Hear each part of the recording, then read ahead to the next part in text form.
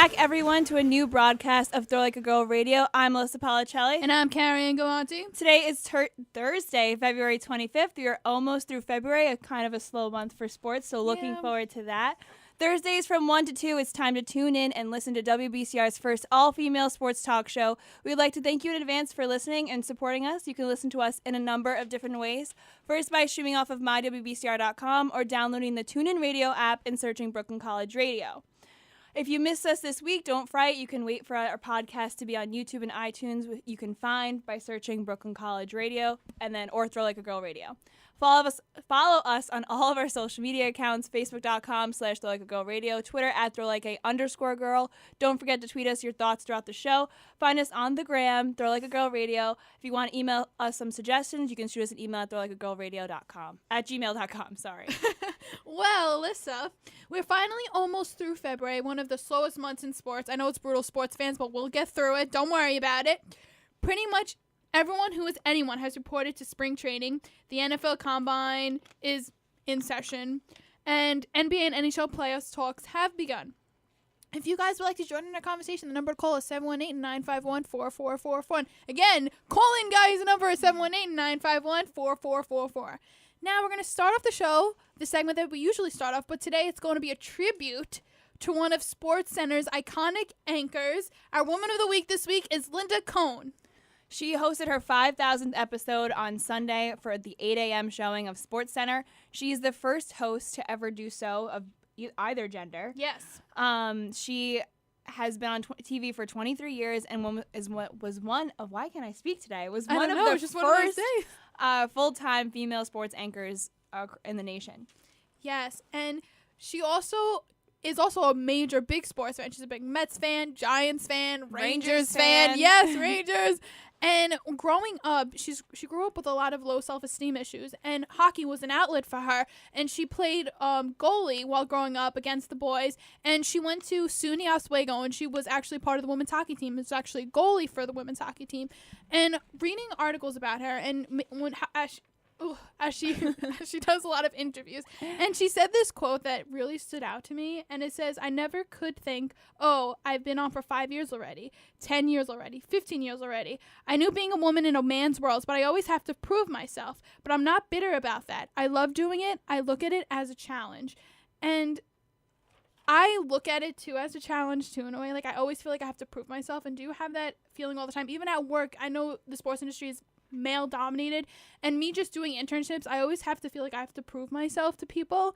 Do you ever have that feeling, Alyssa? I mean, yeah, you always want to be, you don't want to make a mistake, because then you already have that stigma. Yeah, even as a female, not even as just a general worker, as a male or female, just as being a woman in this industry. I feel like I always have to prove myself, and if I make a mistake, I feel like higher ups are judging me because No, I agree, and I think that Linda Cohn has done a great job throughout her career. Yeah. And I actually tweeted out a link to a tribute that a bunch of the female broadcasters at ESPN put together, kind of thanking her for her mentorship and all she's taught them throughout the years that she's been there. And I actually got to meet her last semester at Barclays Center when who were they playing? They were playing the Islanders were playing, I want to say.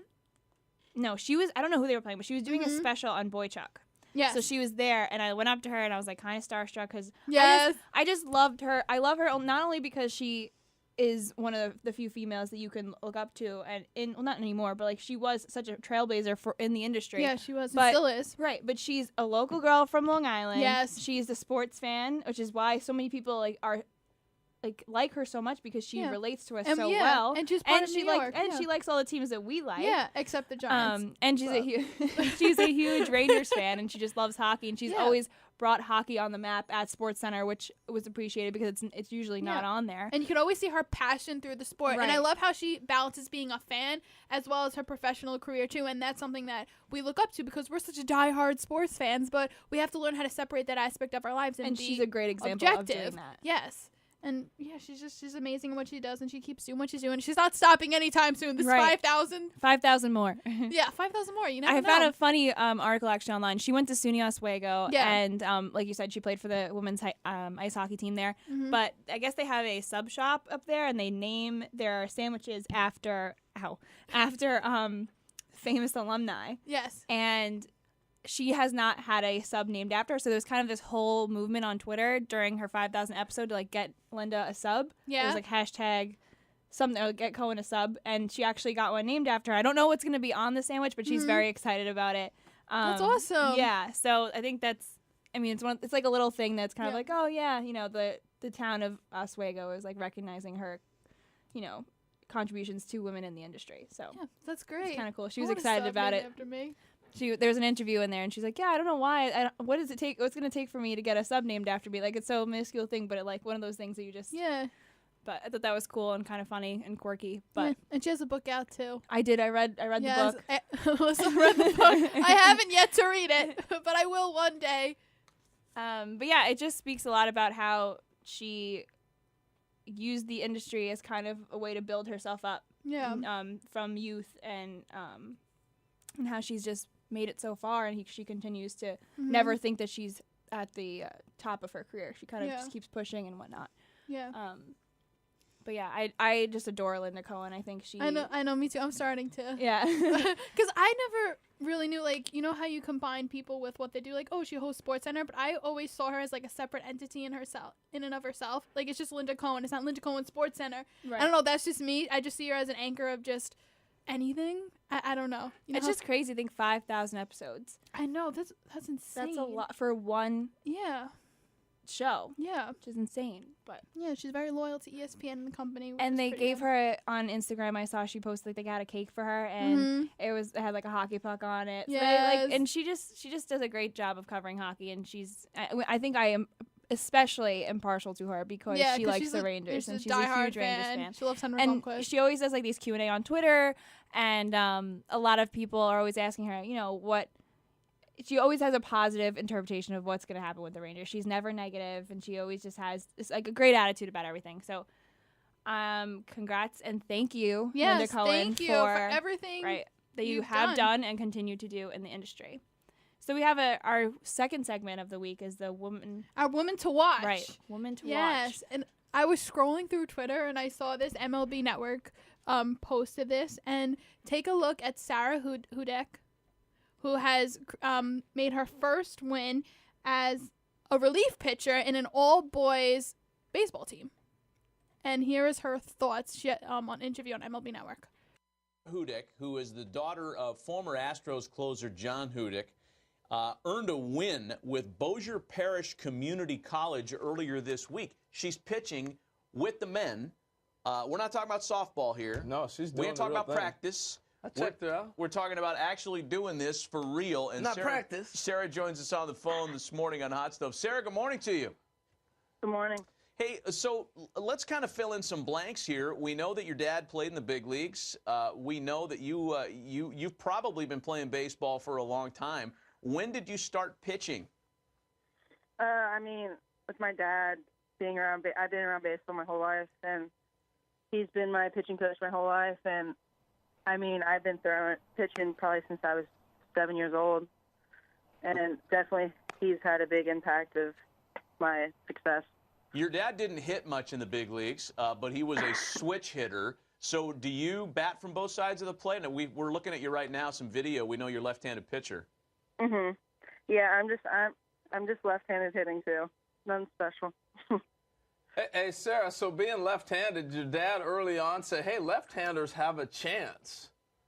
Yeah, I mean, definitely left-handed has the advantage. I mean, I don't have to really, I mean, lefties can get away with the not as much velocity. And I mean, I have the natural movement on my ball, which is definitely contributes a lot to my success today. I watched you in your win the other day, and it looked like you had a little change-up working. You were dominating guys, punching them out with the nasty change-up. What's all your repertoire? What all do you throw? I throw fastball, change-up, curve. How do the men respond to you, Sarah? Your teammates, your opponents, what's the reception been for you playing a game that, let's face it, is largely populated by guys? Yeah, I mean, growing up, it was nothing really out of the ordinary for me. Because, I mean, I grew up playing and it just seemed normal. And, I mean, I've always had the support. I've never really had any altercations growing up or, like, have any issues with teammates or opposing teams, really. I mean, obviously you're going to have the people that kind of give you a double check, or you can see them whispering in the dugout when I come out. But, I mean, I use it to my advantage, and I channel it to, I mean, just to show them that I can compete just as good as them or even better. How many guys are you playing with now in college that you grew up with? I should put it that way. Yeah, I mean, this is a whole new group, which was, I mean, a little bit scary at first because, I mean, I had to gain their respect and show them that I was there. I wanted to be a baseball player just like every single one of them. And, I mean, they've been nothing but great. I mean, they've accepted me, and they treat me just as like another one of the guys. I couldn't ask for better teammates. Now, do you have a separate locker room and all that, or what? How's that work? So those are the comments from Sarah Hudek on MLB Network. She is the first woman to earn a win in a college baseball. Yeah, first collegiate game. level win for Bossier Parish Community College in Louisiana, and this happened on February 10th. And she is the daughter of he was a left-hander. Yeah, he was a left-hander for the Astros, an all-star pitcher, John Hudek. Yes. And she has been pitching since she's 7 years old. She's kind of taking back our, throw like a girl. She's redefining what that actually means again. Yeah. So that's awesome. Yeah. And she relieved for 2 2/3 innings, got the W. She didn't even know, she said, until after the game when they had won. Yeah. That she was given the credit for the win. Yeah, which that's pretty awesome. And I love how she opted to play baseball instead of softball due to her father's job as a major league pitcher. And I love how she's saying how she loves being on the mound, and the pressure and the adrenaline just drives her to even just pitch better. And that's what she loves about baseball. It's just the pressure is always on her. And she's just someone to look out. And she also has a lot of accomplishments to back her up. She's a member of the women's national baseball team. She won a gold medal in the 2015 Pan American Games. She won a silver medal in the 2014 Women's Baseball World Cup. And she was named 2014 USA Baseball Sportswoman of the Year. So she really has a lot of accomplishments to back her up as being a relief pitcher for this college. And maybe she'll be drafted one day. You never know. Right. And like someone like her and Monet Davis being as influential as she has been on younger girls, it just is giving people the idea that maybe this is a path that you can continue to go down. So yeah. You have this, you have Monet Davis, now like things like the NWHL, the opportunities seem to be more available. Yeah, more available for women. Yeah, you are 100% correct, Alyssa. And it's great what she's doing, and we just got to keep looking out for her. You never know. I'm just really happy that they asked her in the interview. Yeah. I don't know if we played this portion of it, but they said why not softball? Yeah, because it's such a popular female sport, and it's so popular in the United States. Yeah, but only at the college level, not at the professional level. That's what we got to. That's what the big difference is between baseball. You could get into the majors, and you have all these different levels in the minor leagues. But in softball, as soon as you hit college, as soon as you graduate, you're done. The Olympics. And you can't. It's the only thing, and that's not even. The Olympics. It's not even the Olympics anymore because Japan and USA were always dominant. So you knew like the gold medal was going to. Which is the same case for basketball. Yeah, so it doesn't matter. But the difference is which gender is playing the sport and which is more popular in the United States, which are getting more viewers, which is obviously basketball. But it's amazing how she's just kept up with the boys, and she has a really good arm. And she's actually said that the response hasn't been as negative as you would have think. She said that the only thing she really has been faced with is just, when people see her on the mound, they kind of give her a double check to see, is this actually, it's not something you see all the time. Yeah. And there's a few whispers, but other than that, she said she's grown up in the atmosphere, so it's always been normal for her to be around all these guys and, get the look she gets and stuff. So she's just grown accustomed to it. Yeah, she's used to it, and just keep playing and keep putting those wins for the team and see what happens. Yeah. So speaking of the NWHL. Yeah, because that was a pretty good segue. I know. You're doing very well, Alyssa, with these segues lately. The New York Times came out with an article this week that highlighted the NWHL and none of their specific players, Gabby Figueroa, who is a Princeton graduate. She is a defenseman for the Riveters. Yes, right? You are correct. And she is working on the Kingsburg National Ice Center in the Bronx as a project engineer, which is also is being worked on with Mark Messier, who is a New York Rangers legend and captain. That's what he's known for bringing the Rangers to the Stanley Cup in 1994. And it's just amazing because this article, which is called "For Players in a New Women's League, a Rink Isn't the Only Office" by Alan Kreda. Sorry if I pronounced your name wrong. But Alan Kreda. Great. And no, it's just amazing. It just shows how these women are balancing both careers, both professional off the ice and on the ice, and how they're just balancing this crazy schedule. And this Kingsbridge National Ice Center, which isn't in construction as of yet, it's about what? plans. I think it's 10 or 8 stops past Yankee Stadium on the 4 line. Yes, it's expected to be the biggest ice hockey rinks in the world because it's supposed to host a lot of, I think 9 rinks total and a curling area. For like really Olympic cool. sports right. too, and yeah. And it's just this article really focuses on how they balance their lives. Like Eleanor Orlando, who's also a defenseman for the New York Riveters, she's also a nurse. Madison Packer, who's a forward, is a legal assistant. And Amber Moore, who is a defenseman for the Riveters, is a biology teacher. So it's just highlighting how these women, this can't be a full-time career for them, that they have to have off-ice responsibilities and obligations too. And a lot of these women that do play for the Riveters specifically, because that's what the article was highlighting. Yes. They work in areas, one woman, I forgot her name exactly. She works in Albany. So she commutes down. Ashley Johnson, the captain. Yes, she works in Albany as a mechanical engineer. And she drives down every night after work for practice, which is at 9 o'clock, and gets out around 12 midnight. So she comes all the way down from Albany. That's in traffic, goes home, wakes up the next day, goes to work. It's exhausting. And, just, again, this is just showing how much love these people have for the game. Because in the other article you sent me, Hillary Knight was quoted to say, "I played my whole life without getting paid.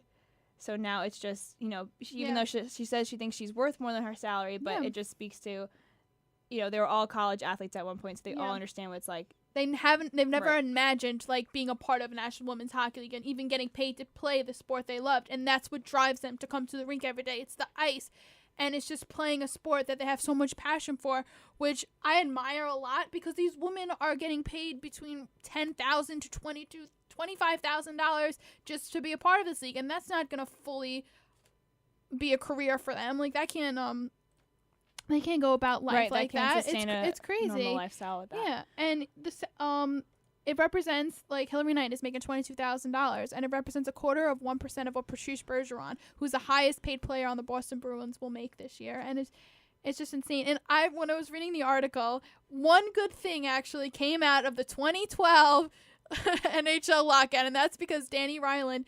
She is also the GM of the New York Riveters and the founder and the creator of the NWHL. And commissioner. And she had a job, actually, with the NHL Network in the works. Lined up. And as soon as the lockout happened, she couldn't have that job anymore. And that prompted her. She actually also wanted to, the CWHL, which was the initial professional women's hockey league that didn't play their players, she wanted to do an expansion team to open up in New York. But I guess she just looked further than that and wanted to start her own league that actually paid their athletes, which is good. And this weekend is actually the final regular season weekend games for the NWHL. The following weekend starts the first round of the playoffs. Yeah, and then we got the championships. And the weekend of March 11th in Newark, New Jersey, which KaraAnne and I will be at. Yes, I'm so excited to see who's going to win it all. I'm thinking the Boston Pride are going all the way, but anything can happen. You never know. Just got to get in. You never know. I thought Connecticut was going to be on top, going undefeated for a couple of weeks in the beginning of the season. But we'll see what happens, guys. All right, well, we're going to take our first break right now. We'll be back with you in probably I'm excited for this segment. 2 minutes. I'm so excited because I can't wait. I have a lot to say. I was listening to Mike Francesa yesterday. I was like, yes, I finally agree with you for once about this. But you guys, and I feel bad for you Yankee fans, so here you go. Hey, buddy. How you doing? Doing good. What's cooking? I think we're presenting this the right way now. You're presenting it the right way. Unfortunately, the papers, the bloggers have it wrong. We spoke to the Post, we spoke to the news, we gave them the facts, and they're really simple facts here. We've had a problem for the last couple of years with printed home.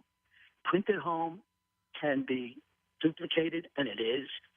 You can take a printed home ticket and put it on a copying machine, and multiple people get in, and we don't even know how many, because at the same time you can take a printed home ticket and change the seat, the session, etc. We then hear from our fans saying, put it on mobile, meaning on your phone. Right. Last year we didn't have that. We then get a report from the Attorney General that said he favors non-transferable paperless tickets. A non-transferable paperless ticket means a mobile ticket that can't be transferred. That's in violation of the New York State Arts and Cultural Affairs. So we did go to mobile, as our fans wanted us to. We did go to mobile to protect against the fraud and to make sure that.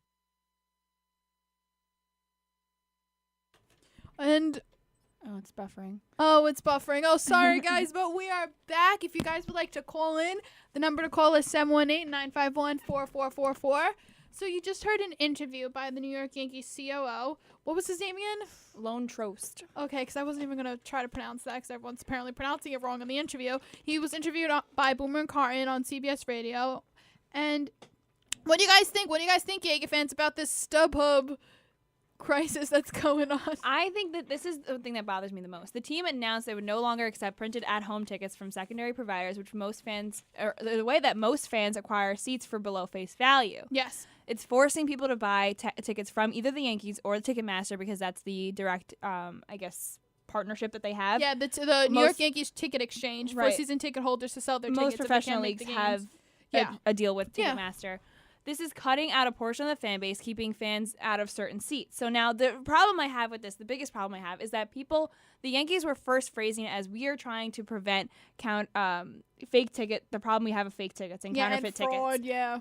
But then they made a comment basically saying that, where is it? The Yankees first trying, and then in reality is the season ticket holder, the elite customers who pay the full price for these tickets, they don't want to sit next to someone who bought the ticket at a bargain price, which basically is saying that you don't, like, the elite class of people who can afford to buy the tickets at face value, who can afford to pay every year for the insane price of premium seats at Yankee Stadium, don't want to sit next to somebody who doesn't sit in those seats regularly. Yes. Now, the biggest problem I have with this. What's the problem? Is that sports are one of the few places on our planet that we have left of community engagement. Mm-hmm. We listen to our headphones on the train. Yes. We try, I don't know, sometimes when you see someone you try to avoid them. There's a lot of, we don't experience things as a community anymore because we're so, everyone says, this is the me generation where we're trying to advance ourselves. You're very independent. But when you go to a game, what is the best part? I went to a Ranger game the other day and sat next to a couple from London. Went to the Ranger game with you, you sit next to people that you don't know, but you all have the same interests. Right. We all have a common bond that we're rooting for the same exact team. Sports are so weird because you get so excited with the person you've never met before next to you. Because for hockey, there's a piece of rubber that gets past this big guy and a lot of padding. For baseball, it's because some guy hit a ball really far. It's like these little things, but they just bring people together. And the Yankees, I'm not surprised that of any organization in the MLB, is doing this because they are essentially dividing their sections of their ballpark by socioeconomic class. Yeah, but the problem is the Yankees are freaking out because they're not getting the revenue that they used to make. That's because your team isn't that good, and your fans are the type of fans who don't go to the game unless they know every single person on the field, unless they're superstars. That's because they're used to that being the case. That's why the problem is the Yankees don't know how to deal with this revenue loss. They're freaking out because they're always used to being the best team in New York, being the greatest, being the best team in all of MLB history, and they don't know how to deal with that. And the COO making those comments is just pushing the Yankee fans behind. And what's really bad about this whole StubHub versus the fans' whole dilemma is that with the New York Yankees ticket exchange, there is no floors for there's a floor for the minimum amount that you have to pay for a ticket, but there's no ceiling. So when you put your ticket on the New York Yankees ticket exchange, I could say a ticket I could pay $50 for, I could put it on the ticket exchange for $100. Right. And it's just but you can also put it on for $250. Yeah, it does. So you can make that profit. And what doesn't make sense is that me as a Yankee fan season ticket holder, I can make that profit, but StubHub can't make that profit. It doesn't make sense at all. The thing is, when you go to the Garden, what are the best games that you go to Garden for? Opening night. Yes. And the first round of the playoffs, because that's when the real fans are there. Yes, it is.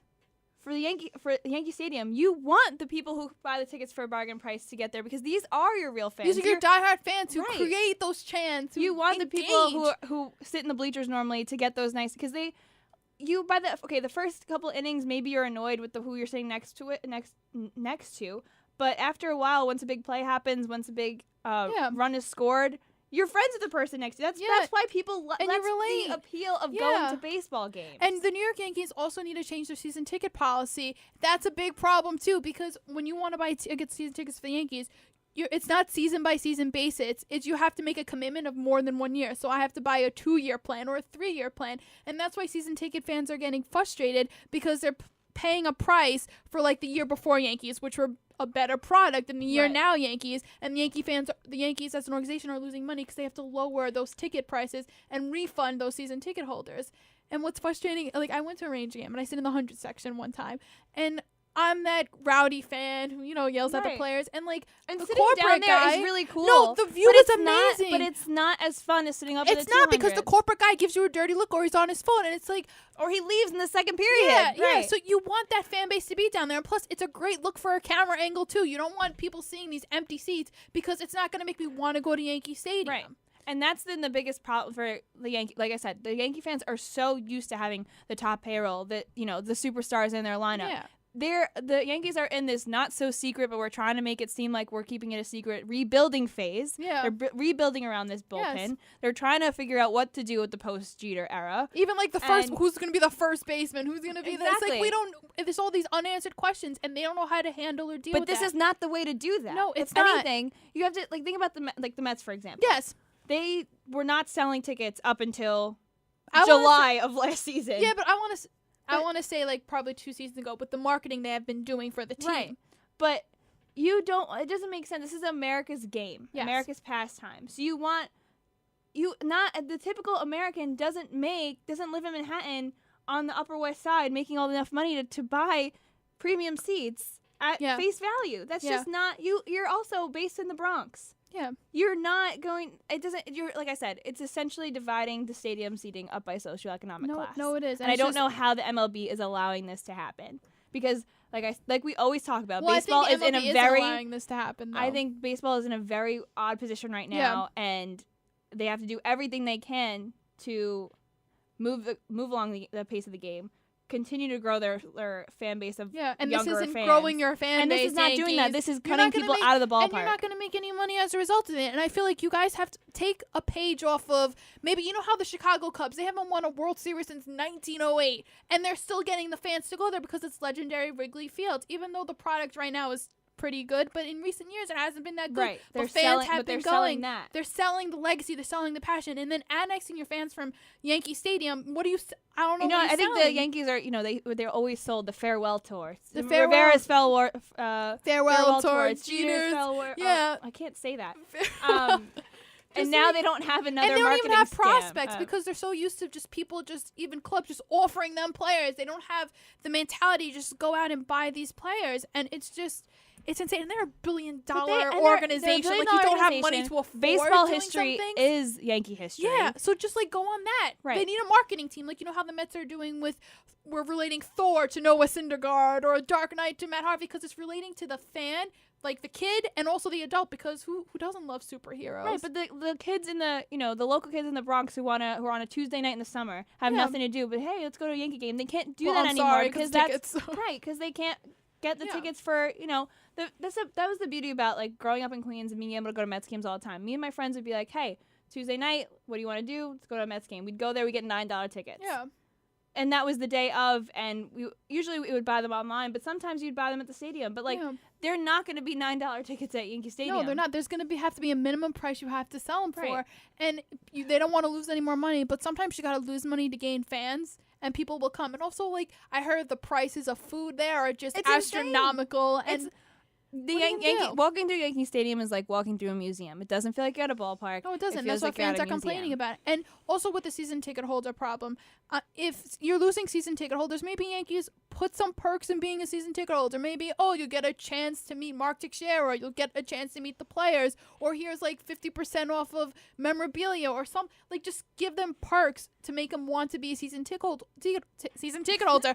Oh my God! I think it's this aura in this room. I don't know what's going on, but what I'm saying is just give the fans maybe perks of wanting to go, because with the Mets, maybe the Mets throwing free T-shirt Fridays or something like that. Right, that was their marketing, and they don't do that stuff at Yankee Stadium. Yeah, they don't do that because the Mets are more fan loving, I want to say. I don't know. I just think that the Yankees are an elitist organization. That's not going to get you far. They want their players to look a certain way. That's why they have the strict facial hair polish. Yeah. They want, and apparently they want their fans to live a certain lifestyle to be able to come to the games, and that's just how they're Well, you're how gonna they're keep framing losing money. this. It's not my problem because every time we work at City Fields, and there's a lot of Yankee fans that go to City Fields with their children, and they always say, I've spoken to them. They always say that they love this field better than Yankee Stadium. It feels more at home, family oriented, and that's why they come here. And you guys are gonna be losing fans. That's why half of the Yankee fans go to Subway Series games at City Field. And they give us perks. Maybe Yankee organization, allow your fans to run on the field once a month or Sundays, something like yeah. that.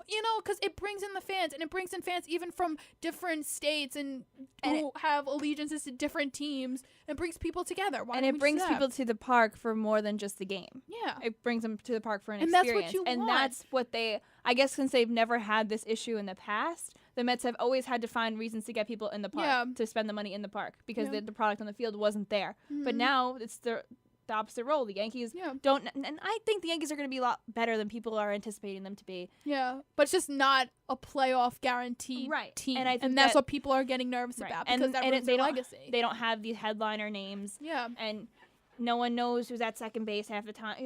That's what I'm like. The Yankee fans like to know who. Yeah. Only go to games and they know They're who's not. there. They're not used to this. And us as Met fans, if you guys want to talk to us, we know your pain. We know your struggles right now. And even the Mets, they're up in the air too this year. Like we have a lot of high hopes for our organization, our team. Let's not talk about that. But it's just so much agita. It gets me nervous because I don't like anticipating high hopes. But then you don't know what's going to happen in the future. You don't know how they're going to play. But with the Yankees. Aroldis Chapman, like you're getting a player who's allegedly had domestic violence behind them, and how are you going to market this guy to the fan base? Like that's a question too, and that's your big name. I mean, they did a great job of doing that about A-Rod, the hashtag Bayrod. Bayrod. That was a thing. Well, like that was a thing. BAE. Yeah, like ROD. Yeah. Why? Because it just was. I don't know. That doesn't make sense. Because he did well last year. Well, he did change his image after like how he commentated the World Series and things like that. I respect his baseball knowledge is on point, but his personal life is a mess. Yeah. Yeah. Let's get back to Chapman. Yeah, but wait, we gotta announce our big announcement of the whole show. That's true. Should we do a drum roll? Maybe? Here we go. All right, guys. Sorry, that took a little long to get up. So our big honor of the week, our jackal of the week, goes to the Yankees front office for shutting out diehard Yankee fans and catering to the corporate bigwig season ticket holders. Congratulations, New York Yankees. Congratulations on the honor. So now let's go on to all other people in the MLB who are on the chopping block. Yes. You said it before, Chapman. Yes. He was excused from practice on Monday because he put in a request about a week ago, according to Brian Cashman, About a week ago. to go back to Miami to go attend Family Matter that was unrelated apparently to the case with the MLB. Lies. We don't know, maybe. But the real question is this whole saga of Chapman going to be more or less distracting than the whole A-Rod fiasco? The whole problem with this is it's that there wasn't any charges brought against him. So, but the MLB, with their new policy, said that their investigation is not contingent upon charges being brought. You see, the whole thing is why we're bringing up this question is because what Manfred did with Jose Reyes, that he's on paid leave until this alleged domestic violence case comes to a close. And his trial is set for April 4th. Yes, so before the season, when the season starts. No, April 4th is when his trial is but set. The season starts in April. Right. The but base it's still will on affect. April 4th is the day that I think the Rockies open up against, I want to say it's Arizona. So he's going to miss all of spring training, which is essential to getting your body back into baseball mode. Into baseball. And potentially part of the season. And he can lose potentially $22 million out of his contract. I thought he was guaranteed that. I thought he would be he could lose 20 depending for now, I guess he's getting paid that. He's getting paid, but he has a potential to lose $22 million as a result of this. And we're asking this question about, is Aroldis Chapman going to get the same exact treatment as Reyes? depending on what's going to go on with this domestic violence allegations. Well, apparently in the next couple days, Manfred is going to come out with the ruling on 2 of the 3 pending cases that MLB is investigating. Yes. I'm thinking it's going to be Jose Reyes' terms and Yasiel Puig, because Yasiel Puig, back in, I think it was November, he was alleged to be in an altercation with his sister at a Miami bar, and he never got charges against him. So I think the first 2 that will come out will be Well, they'll probably get the same suspension or probably the same type of discipline because they both weren't charged. And I think Jose Reyes was a different entity because he will be going to trial, but Chapman and Puig are not going to trial as a result of these cases. But the facts in the Chapman situation are much more severe than in Puig. Because Puig was in a public place. I think he just got physical with his sister, or allegedly got physical with his sister, but there were weapons involved in Chapman. Yeah. There were 911 calls made, so there's a different amount of investigating, I think, that has to go on in the Chapman case. And plus, case. gunshots were fired. I think it was 8 or 9 gunshots fired out of a gun, and he just had a physical altercation with his girlfriend. But there wasn't a definite story because a lot of the witnesses were very uncooperative, so it's going to be hard for MLB to find something. It is a language barrier too, but I feel like we should also focus on also the gun shooting, because a player shouldn't be allowed to just shoot a gun in just a public place or even at your house too. And I feel like he should be suspended or some type of discipline as a result of just shooting a gun to begin with. And this is going to be major regardless, because it is the first time that this is going to be enacted in the MLB under their new policy. So I do think that they will end up having some type of punishment just because of the trend and the movement towards being holding players accountable for their actions off the field. So I think that they might have to set a precedent with these 3 I was just cases. about to say that, because it's the first time the MLB is actually dealing with something like this. So they have to just set a precedent and just even show the fans that we're dealing with this the right way.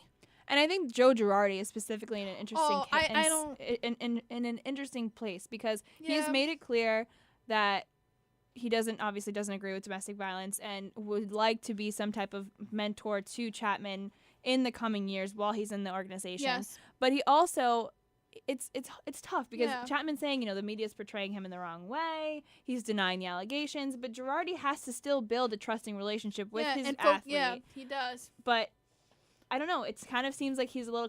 Every time I watch a press conference about this, he gets like asked the question. It's slippery slope all the time. He kind of looks very uncomfortable dealing with it. So, not only to mention the language barrier that he has to work through to speak and build a relationship with Chapman, but he has to worry about this stuff in the back of his mind, because Girardi seems like, and has made it seem like, he's the type of guy that it's going to impact his relationship. It will, because he has to have the trust of the player as well as the trust of the fan base and the media. So how do you balance that, and what words you have to say? At the same time, I do feel like this is probably a breeze compared to the whole A-Rod situation. No, it's totally, which speaks volumes to what professional sports value in this country, but that's okay. Another subject. Don't worry about that. But he always, Aroldis Chapman is saying, I haven't hurt nobody, but you kind of have mentally too. Like, stop. He's being the victim. Chapman is being the victim right now, and he's playing the victim. Not being. He's not a victim. He's playing the victim. Yeah, he's playing the victim. But that's interesting you said that it's not necessarily physical, because Girardi said in his press conference, I believe it was yesterday or Tuesday, the day that Chapman reported back to training camp, that physical does not, abuse does not only mean physical. It means mental. It could be mental too. So it's interesting that he said that, because that wasn't the question. You know what I mean? So he kind of volunteered this information, which makes me think that he's hesitant. He's mentioned how he's been reading a lot of stuff about it. Just to get more clarity on the situation. So but he's saying that he doesn't have the police report, which means you're just right. I don't understand. He's just focusing more on the player, but I think before the weekend, the decision will be made. There'll be a decision, and we'll see his fate at spring training, or even if it affects him in the starting of the season, because that's the Yankees' big requirement through the whole off season. So we'll see what happens with him. And I still don't get it. You have a guy who's allegedly has domestic violence, and you pay him millions of dollars. He goes 104 miles an hour. So I know that's why. it. That's what they saw, the 104-mile-an-hour fastball that probably won't be used in the beginning of the season or during the season. So you're kind of because that's the thing. He could potentially face could be suspended. time, right? Yeah. Regular, because they said that, I believe that the wording was that he will be able to participate in the remaining of spring training. Yes, But because he the might hearing's miss not until then. regulation games. Yeah. So Which is where you want him. yeah, you want him, So. but that's where that's a punishment. That's where it will hurt you more, that you're missing regular season games.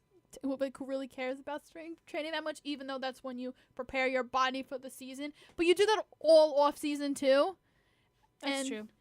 Yeah, it's just a very slippery slope of what's going on with MLB. But so far, Rob Manfred has done a really good job in the ruling against Jose Reyes. I feel like so far it's a good start. Yeah, we'll see what comes out. Yeah. The actual punishment of it. Yeah. But the thing is, like we said, there's no charges been dropped, so there's not a formal police investigation. Yeah.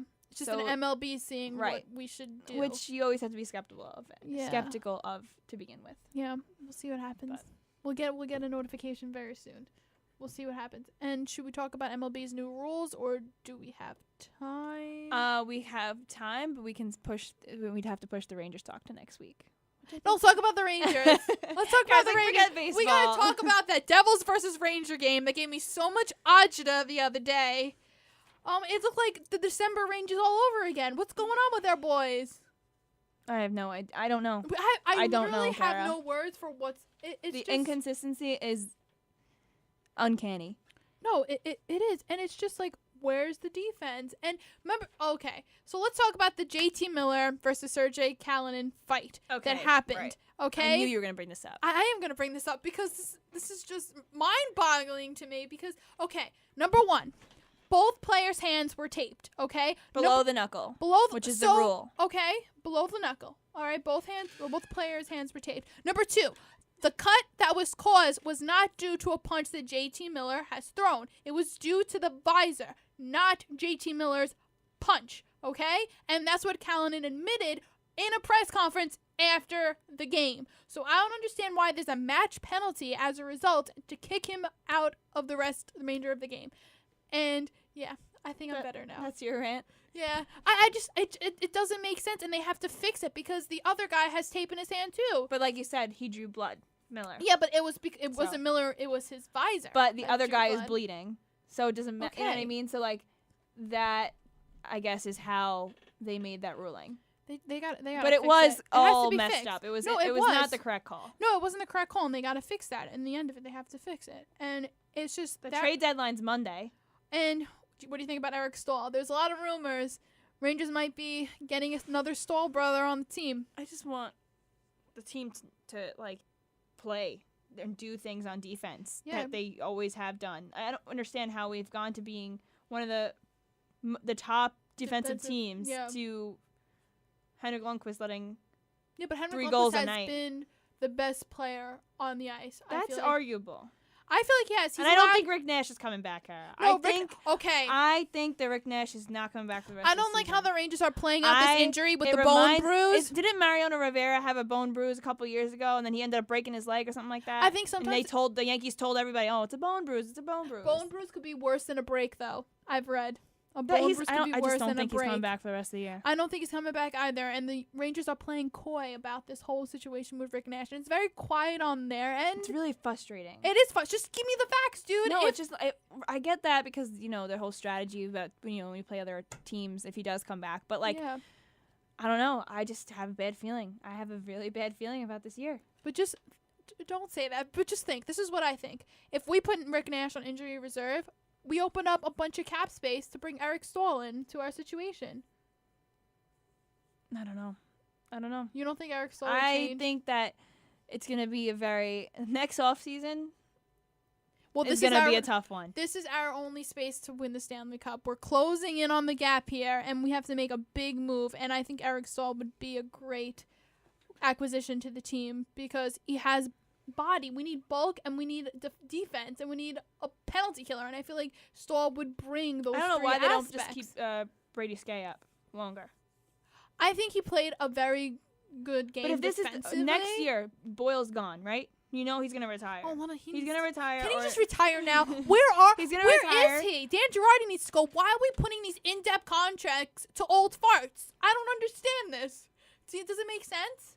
No, but Dan Boyle's gone at the end of the year. No, Dan Boyle's So gone. you know that you're going to have to fill at least one other spot defensively. Why not give this kid more experience in the NHL so that next year he gets his little kinks out now, and he comes back next year and he's better for it.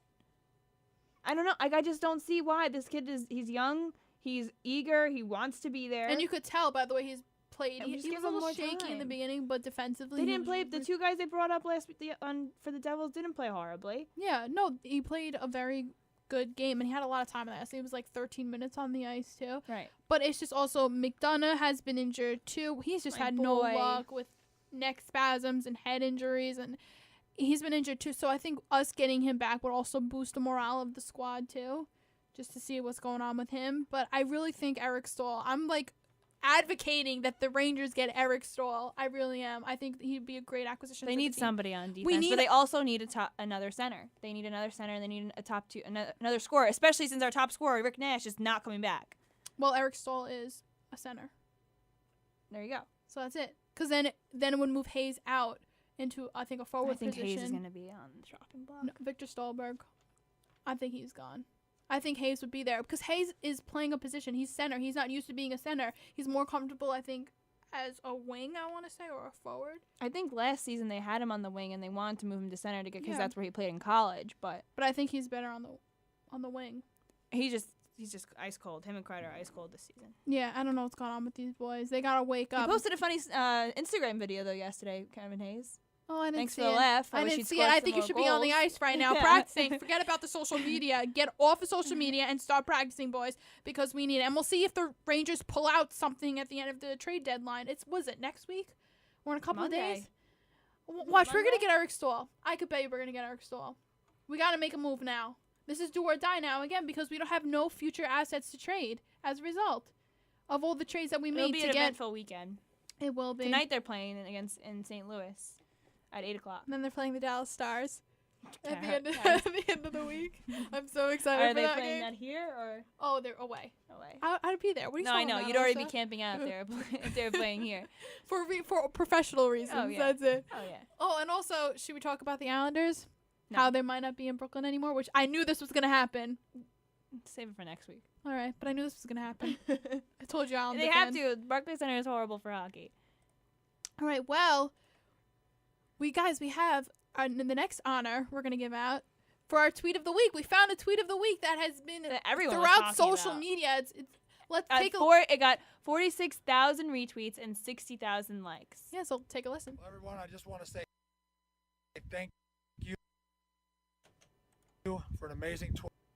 All right, it's Jared Allen's. Yeah, I don't know what's going on with the The computer Wi-Fi. these days. The Wi-Fi and It's Jared Allen's tweet riding off into the sunset announcing his retirement after 12 seasons. yes, you're right. In the NFL. He was a defensive end. He just ended his career as a Carolina Panther. Yes. The only time he'll ever he was ever in a Super Bowl was this season. He was the leader of NFL active sacks, 136, 5 Pro Bowls. He had his best season during 2012. He was with Minnesota with the league leading 22 sacks and had 11 sacks or more in 8 of his 12 seasons. So it was a pretty cool announcement. He's from Montana, I believe, so it's really fitting that he was like on a horseback and in the snow, and it was very Hollywood scripted. It seemed. Yeah, and it was just funny, and he's known to be a character too as well, and this like hardcore NFLer. So a lot of people respect him for that. Yeah. Our next is I'm really excited. We Yes! have a new segment. Since we forgot our show's on a Thursday now, so we can do a Yeah, whole so we could do throwback like segment. social media involved in this. And of a little more. course, why would we not choose this as our throwback moment of the week? Skating in on the left side. Into the American end. 55 seconds. But Mikhailov has the puck. Mikhailov sweeping in. Out in front. Backhander goes wide. I think Kerith might have got just a piece of it. Mikhailov back out to Bilya Letinov. 43 seconds remaining. Morrow checked into the boards. It comes back to center ice. 37 seconds left in the game. Petrov with it. The Americans on top 4-3. Long shot. Craig able to get a piece of it to sweep it away. 28 seconds. The crowd going insane. Karlamov shooting it into the American end again. Morrow is back there. Now Johnson, 19 seconds. Johnson over to Ramsey. The Lebanon gets checked by Ramsey. McClanahan is there. The puck is still loose. 11 seconds. You've got 10 seconds. The countdown going on right now. Morrow up to Schultz. 5 seconds left in the game. Do you believe in miracles? Yes! Unbelievable. 36 years ago on Yes. February 22nd, the U.S. beat the Soviets with a final score of 4-3. Mm-hmm. They were tied at 2-2 at 1. They trailed 3-2 in the second, and then came back and scored. And with 9 minutes during the game, they tied it 3-3, and then Mike Rudizione's goal made it 4-3, and that is still to this day. Like, I got chills. yeah, it's my favorite movie of all time. Chills. I watch it every final. Do you believe in miracles, Alyssa? I literally watch that movie before every final I take. Yes. I didn't get to watch it on this 22nd. I usually watch it I just watch it like literally all the time. Because I take it it when I gives go chills. away It's for the amazing. weekend. I literally take the movie with me. Yeah. Like, that's how bad it is. Yeah. And it's that one event that if I can wish any sporting event at any time, if I had a ticket to, it would be that event. Yes, me too. Girl. And it's kind of like we beat the Soviets, yay! We beat Finland, got the gold medal. Whatever. We beat the Soviets because that's really all that matters. Yeah, who cares? I feel like That's that was kind the of like- gold medal game. Like Kinda that was the- it. Yeah, kind of like the 2004 Red Sox. We beat the Yankees. Awesome. We broke the curse of the Bambino. We won the World Series. Whatever. Yeah, that's okay. It's okay. But we beat the Yankees. That's Exactly. the big. That's sometimes you think of these games. They're like, oh, they won the World Series after, or they won the big championship. No, they still have another game to go. And But it's just yesterday, so iconic. Yesterday was the 36th year anniversary of them actually winning the gold medal against Finland. Yeah, but who cares about 4-2. Exactly. That's Who not cares the, that's about not that? what the movie's This about. Is the thing, so this is what I saw. This is all over social media. This was the anniversary of them beating the Soviets, and that was the big thing. Exactly. So now we have our rapid questions of the week. Okay. So, Kara, will there be an inning limit on Steven Matz this year? No, I think the Mets should see how the season goes, take it game by game, and see how his arm is feeling right now. I don't think there should be an inning limit on him. All right, Alyssa, who would win a dance-off, Porzingis or Kaminsky? Porzingis, did you see the video of him when he played for the Spain national team? It came out this week, and everyone was talking about it. And then Kaminsky challenged Porzingis via Twitter for a dance-off, but I think Porzingis got it in the bag. All right, Alyssa. Also, will the Devils make the NHL playoffs? I think they are. I think they're going to be a sleeper, and I think that they're going to beat out the Capitals in the first round. Oh, sorry. Should the Jaguars suspend Dante Fowler? Yes, they should. He deliberately watched his baby mama and mom physically fight right in front of him without acting immediately, so he should be suspended for at least one game for his actions. We need a new, timer thing. I don't know why. We just need to find something that's more, I know. Goes more with, giving you anxiety liked for it. We talking did- faster. That was a good one, I thought we did a pretty good job, but going back to Steven Matz, they said that the Mets are focusing on 190 innings for him, but that's still including the playoffs, so I don't see why that's kind of like an innings limit, because 190 innings is a lot, because he pitched 155. Well, I think they're projecting this as not only regular season. Yeah, that's what I mean. It's including so he pitched 155 innings this season, but that was half the season. He was also hurt and he was injured all the time, and that was postseason too. Yeah. But before we sign off, I just want to we quickly have 2 make minutes. a note about Cespedes. And, everyone's talking about all the cars he's taking every year, but I heard a story yesterday at work that give me the rumors, give me the deets. A little inside scoop for you. They have, a square waffle maker at the complex in Port St. Lucie, but Cespedes doesn't trust nor like square waffles. So when he brought his $450,000 Lamborghini to practice the other day, he threw his keys to one of the Mets staffers and said, "Can you go and buy me a circle waffle maker?" So not only does he not trust square waffle makers, he trusts a Mets staff employee to drive his Lamborghini to the local supermarket to buy himself Alyssa, a regular. he could buy another one. I don't know What what's are you going talking on. about? We can talk about this I more want to next talk week. about the square waffles. What's this whole dilemma about square But waffles? that was just my little tidbit before we signed off. Oh, that just made my day. Thank you. Well, there you have it, ladies and gentlemen. Week 4 of Throw Like a Girl Radio has come and gone. Boo. Thank you so much for tuning in to Throw Like a Girl Radio, WBCR's first all-female sports talk show. I'm KaraAnne and Galante. And I'm Alyssa Paolicelli. We'll be back same time next week. Remember to be here with us every Thursday from 1 1 to 2. Follow us on social media, facebook.com/throwlikeagirlradio, Twitter @throwlikeA_girl, and Instagram throwlikeagirlradio. Want to listen to this again? The episode will be up on our YouTube and iTunes. Shortly, you just search Throw Like a Girl Radio and subscribe, please. Until next time, have a great week, everyone.